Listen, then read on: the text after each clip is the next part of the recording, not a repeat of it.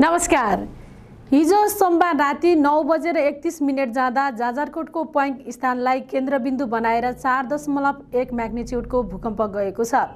राष्ट्रिय भूकम्प मापन तथा अनुसन्धान केन्द्रका अनुसार पछिल्ला दिनमा जाजरकोट जिल्लाका विभिन्न स्थानलाई केन्द्रबिन्दु बनाएर लगातार भूकम्प गइरहेको छ।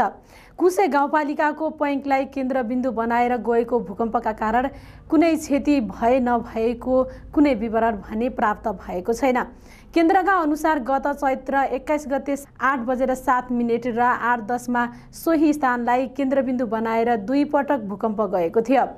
पहिलो भूकम्प 5.2 र दोस्रो भूकम्प 5.5 म्याग्निच्युडका थिए। सो भूकम्पका कारण केही घरमा सामान्य क्षति पुगेको थियो।